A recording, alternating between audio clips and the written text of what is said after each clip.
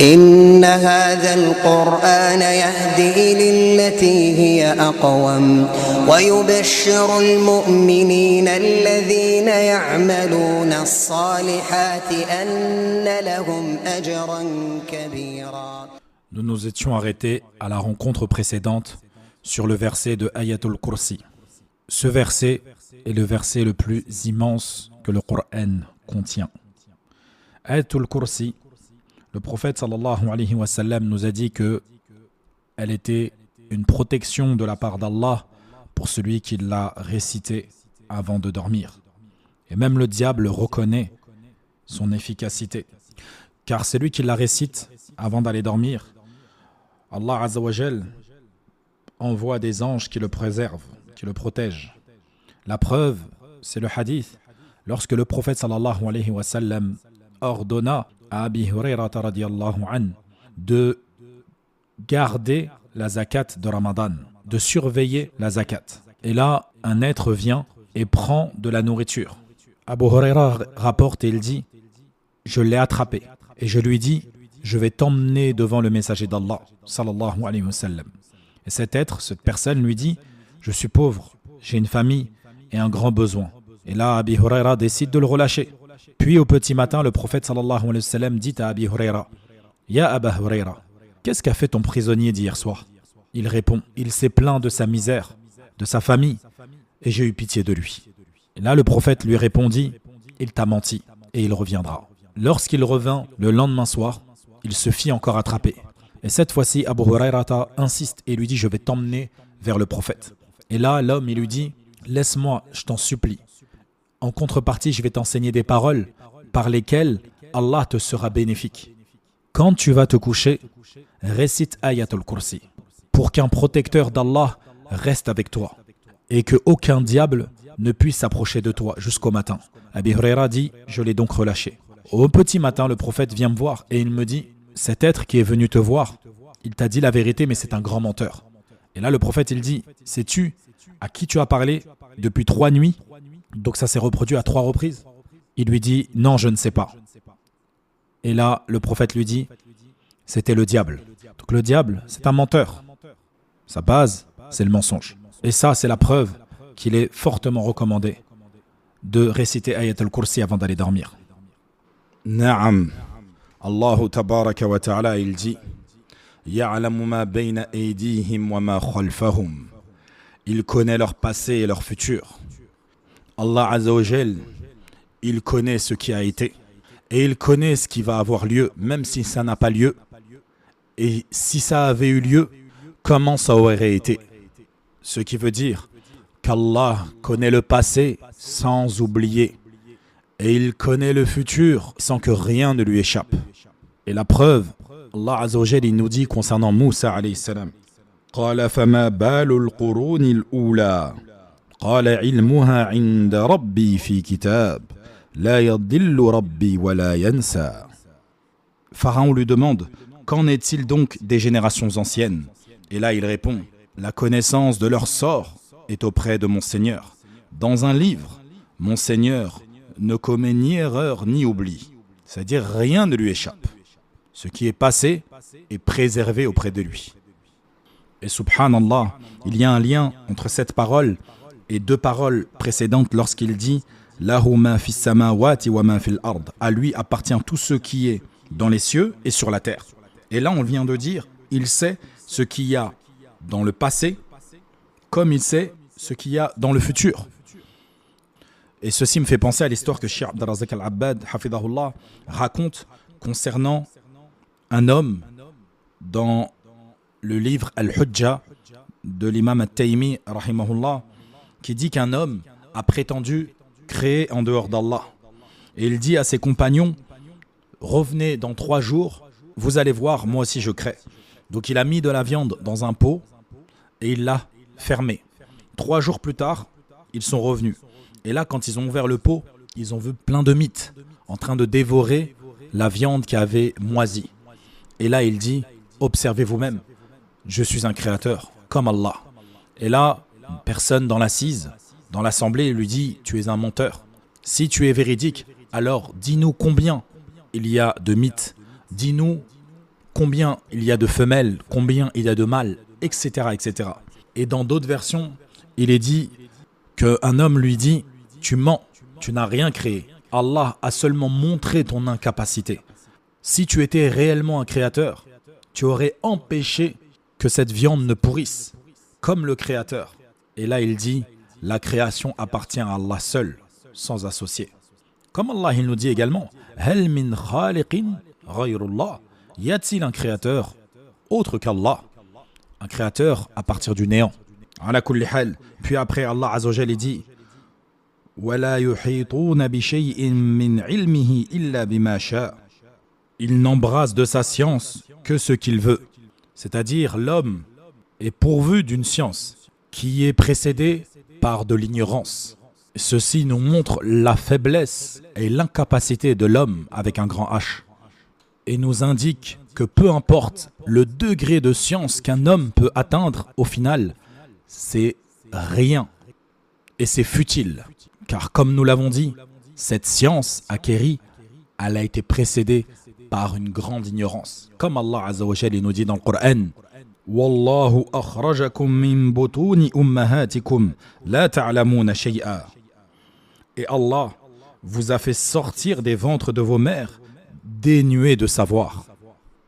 Et également, si Allah t'accorde une longue vie, tu repartiras vers l'ignorance. Allah il dit وَمِنْكُمْ مَنْ يُرَدُّ إِلَىٰ أَرْذَلِ الْعُمُرِ لِكَيْ لَا يَعْلَمَ بَعْدَ عِلْمٍ شَيْئًا إِنَّ اللَّهَ عَلِيمٌ قَدِيرٌ. Parmi vous seront reconduits jusqu'à l'âge le plus vil, de sorte qu'après avoir su, ils n'arrivent à ne plus rien savoir. Allah est certes omniscient et omnipotent. Allah sait toutes choses et il est le capable de toutes choses. Et également, cette science dont on est pourvu, parfois on en oublie certains détails. Comme notre père Adam alayhi salam, lorsqu'Allah il dit وَلَقَدْ عَهِدْنَا إِلَىٰ آدَمَ مِنْ قَبْلِ فَنَسِيَ وَلَمْ نَجِدْ لَهُ عَزْمًا. Nous avons auparavant fait une recommandation à Adam, mais il oublia, et nous n'avons pas trouvé chez lui de résolution ferme. Et comme on l'a dit précédemment, au final, peu importe le degré de science que tu atteins, ce n'est rien comparé à la science existante. Comme Allah nous dit, وَمَا أُوتِيتُم مِّنَ الْعِلْمِ إِلَّا قَلِيلٌ. Et on ne vous a accordé que très peu de science. Avec ça, quand on voit que la science de l'homme est limitée, elle est précédée par de l'ignorance. L'ignorance succédera au peu de science qu'il aura acquéri durant sa vie. Cette science, parfois, il en oubliera certains détails. Et en plus de ça, peu importe le degré de science, ce n'est que très peu comparé à la science existante. Comment peut-on croire qu'il n'existe pas un Seigneur pourvu d'une science parfaite? Une science qui n'est pas précédée par de l'ignorance et à laquelle ne succédera pas de l'ignorance. Et qui sait même ce qui aurait eu lieu si ça avait eu lieu. Et qui accorde de la science à qui il veut. Comme il dit, illa bima sha, que à ce qu'il veut. Cette terre, tout ce qui existe, a été créé par Allah. Et il donne à qui il veut. Il élève qui il veut, il rabaisse qui il veut, il donne la royauté à qui il veut. Il donne la subsistance et la reprend à qui il veut. Il donne la vie, il donne la mort. Tout ce qui existe comme mouvement ou comme chose immobile provient d'Allah. Puis après, Allah Azza wa Jal nous dit وَسِعَ كُرْسِيُّهُ السَّمَاوَاتِ وَالْأَرْضِ. Son kursi déborde les cieux et la terre. Et cela, il ne faut pas le prendre comme les égareurs qui vont te dire c'est symbolique, c'est une image, c'est une métaphore, c'est la science d'Allah, c'est son pouvoir. Kalla wallah, tout ça c'est du mensonge sur Allah. Nous ne disons que ce que Allah a dit dans le Coran. Les compagnons, ils disaient comme Ibn Mas'ud radiyallahu anhu dans un hadith authentique, les 7 cieux par rapport au kursi sont comme un anneau jeté dans un désert immense. Et le trône par rapport au kursi est comme un désert comparé à l'anneau. Ceci nous montre que les cieux sont déjà énormes, que le kursi est encore plus grand et que le trône est encore plus grand. Allah Azza wa Jal akbar min dhalik. Et il ne faut pas rentrer dans les mensonges de la NASA et autres qui prétendent que avec des machines qui vont à des milliers de kilomètres, nous sommes à des millions d'années-lumière. c'est du kadhib. Comme on l'a dit précédemment, وَمَا أُوتِيتُم مِّنَ الْعِلْمِ إِلَّا قَلِيلٌ. Et on ne leur a accordé que très peu de science. Et le Kursi, comme nous dit Ibn Abbas radiyallahu anhuma, c'est le lieu de l'emplacement des pieds. Et non pas, comme certains le traduisent, le repose-pied. Car ici, quand tu dis le repose-pied, t'insinues qu'Allah a besoin de se reposer. Là, c'est tout simplement l'emplacement des pieds. Pourquoi? Allahu a'lam. Et la règle, comme on l'a dit, dans plein de cours sur le tawhid simplifié, on affirme ce que Allah s'est affirmé à lui-même, mais on ne cherche pas le comment. Et on ne compare pas à des choses humaines, car Allah nous a dit « rien ne lui ressemble » et il est l'audient, le clairvoyant. Comme nous sommes audients et clairvoyants, nous ne ressemblons pas à Allah. Allah est vivant, nous sommes vivants, notre vie ne ressemble pas à celle d'Allah. Nous connaissons des choses, Allah connaît, notre connaissance est bien inférieure à celle d'Allah et n'est même pas comparable à celle d'Allah. Et ainsi de suite concernant les noms et les attributs d'Allah. On croit au Kursi comme il est venu dans le Coran, sans rechercher le comment et sans inventer un sens mensonger. On ne transforme pas ce fait en une chose abstraite et on ne le nie pas non plus. Et également, on ne le déforme pas de son sens premier. Et le Kursi est une créature parmi les créatures d'Allah. Et ce Kursi-là, il englobe les cieux et la terre, comme le dit Allah Azza wa Jal. Et les ignares qui prétendront que le Kursi c'est la science d'Allah, alors qu'Allah, juste avant, il dit « il n'embrasse de sa science que ce qu'il veut » en parlant de lui, puis il dit « son Kursi englobe les cieux et la terre ». Donc ce sont deux choses bien distinctes. Donc Allah, il parle de science le concernant. Et de sa créature, qui est le Kursi, quant à lui, il englobe les cieux et la terre. Quant à celui qui aurait une ambiguïté sur le fait du Kursi et du Arsh, du trône, on lui explique que le Kursi est immense et que le trône est encore plus immense et que ces deux choses-là sont deux créations différentes et que Allah Azza wa Jal est au-dessus de ces deux choses-là. Comme il le dit lui-même, et il n'a pas besoin de ces choses-là. Donc, Ahl Sunnati wal Jama'a, la règle d'or, c'est on croit à ce que Allah a dit, comme il l'a dit, sans demander le comment, sans comparer, sans déformer et sans nier. Puis Allah Azza wa Jal, il dit وَلَا يَؤُودُهُ حِفْظُهُمَا وَهُوَ الْعَلِيُّ الْعَظِيمُ. Et leur maintien ne lui coûte aucune peine, et il est le très haut, le très grand. Quand il parle du fait que ça ne lui coûte aucune peine, il parle du maintien des cieux et de la terre. Cela ne lui pose aucune difficulté, aucune complication. Le fait de préserver ces deux créations-là. Et ça nous montre que les cieux et la terre sont une œuvre d'Allah, une créature d'Allah, et que c'est lui qui en dispose comme il veut, car c'est lui qui le maintient comme il veut. Et comme il détient et il maintient les cieux et la terre, c'est lui qui nous maintient également en vie. C'est lui qui fait que chaque matin, on a la possibilité de se réveiller. Car certains d'entre nous, Allah leur enlève la vie et ils ne se réveillent plus. Et on conclura, comme Allah a conclu, il est Al-Ali, Al-Azim. Al-Ali, c'est le très haut.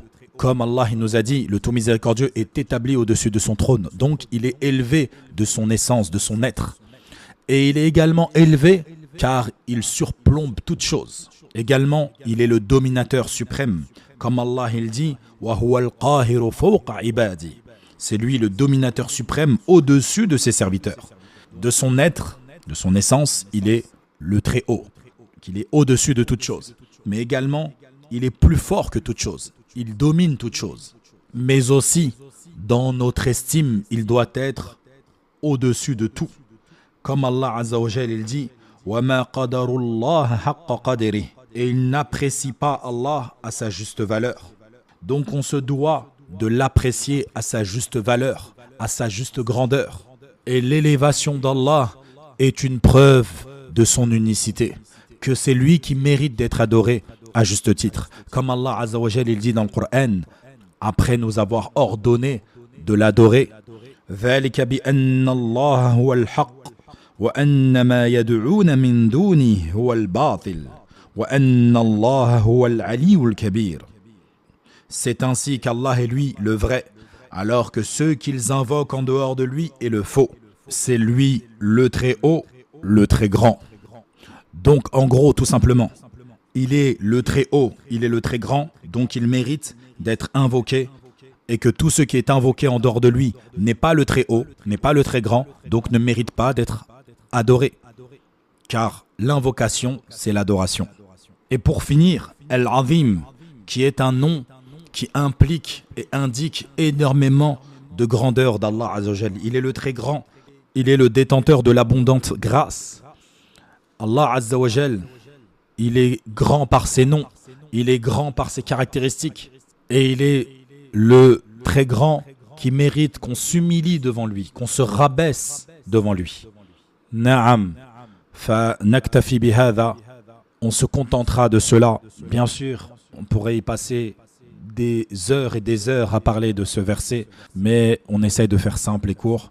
فبارك الله فيكم على حسن استماعكم وفقنا الله وإياكم لكل ما يحبه الله ويرضى وأسأل الله تبارك وتعالى أن يعلمنا ما ينفعنا وينفعنا بما علمنا وأن يجعلنا ممن إذا استمعوا القول فيتبعون أحسنه وصلى الله وسلم على نبينا محمد وعلى آله وصحبه وسلم. السلام عليكم ورحمة الله وبركاته.